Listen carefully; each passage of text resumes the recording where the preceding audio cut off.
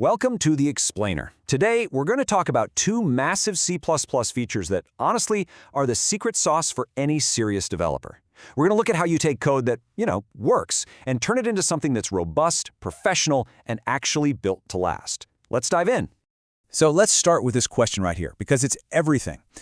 Anybody can hammer out a program that runs okay when everything's perfect, right? But professional-grade software, that's a whole different beast. It's all about anticipating the chaos, the unexpected. It's about building code that's not just functional, but safe, stable, and super efficient. Take a look at this. I guarantee we've all written something just like this. It looks so simple, right? Totally harmless. But hidden inside this innocent-looking line of code is a tiny, little time bomb that can bring your entire program to its knees. And boom, a runtime error.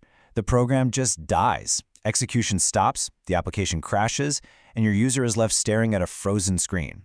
And all of that chaos stems from one simple and honestly pretty predictable mistake.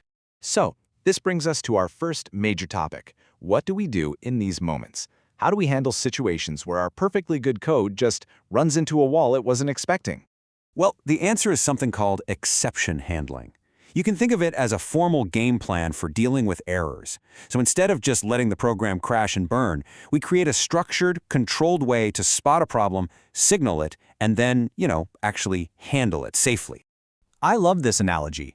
It really is like an airbag in your car. You hope you never, ever need it, but if something totally unexpected happens, like a runtime error, it deploys instantly to protect the whole system and prevent a catastrophic failure.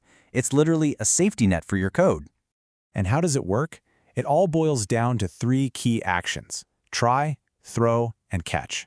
First, you try a block of code that you think might be a little risky. If an error pops up inside that block, the code throws an exception. It's basically sending up a flare, screaming, "Hey, something went wrong over here."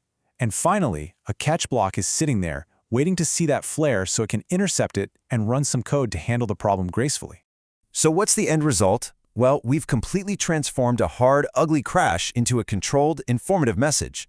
Our program can now deal with errors without just giving up and shutting down. And that, right there, is a cornerstone of writing professional-grade software.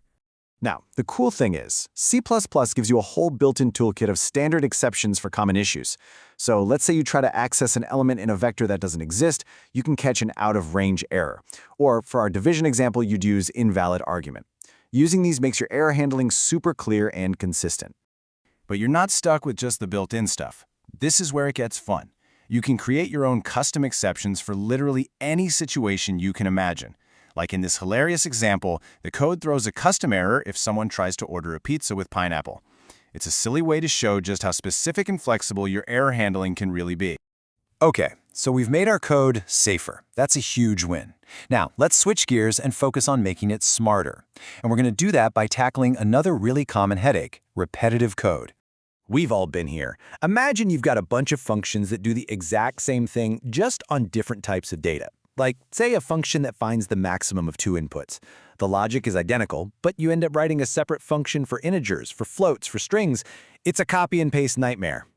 Sure, this approach works, but it's tedious, and it's just asking for bugs. What happens when you need to add a new data type? You have to copy, paste, and edit the code again. There's got to be a more elegant way to do this, right? And of course, there is. This brings us to our second powerhouse feature: templates. These are absolutely fundamental to writing C++ code that's flexible, reusable, and super efficient. So what is a template? The best way to think about it is like a blueprint for code. You write the logic just one time, but you use a generic placeholder instead of a specific data type. Then, when you compile, the compiler takes your blueprint and automatically stamps out all the specific versions of the code it needs. Just look at the difference here. It's night and day. On the left, you've got those 3 separate functions we were just talking about. On the right, a single, elegant function template replaces all of them. This one piece of code can handle integers, floats, strings, you name it. It just makes your code so much cleaner and easier to maintain. And this idea isn't just for functions, by the way. You can create class templates to build generic containers or objects. You can even have variable templates. This incredible flexibility is why templates are such a core part of modern C++. Now let's get a little more advanced. Templates can also take something called non-type arguments.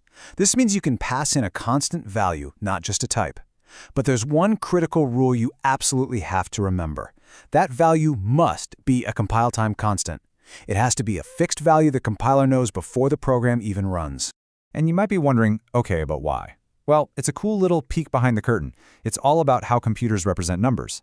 Floating point numbers, like floats and doubles, can't always be stored with perfect precision in binary. And since the compiler needs an exact, constant value to generate its code, that ambiguity made them a no-go in older C++ standards.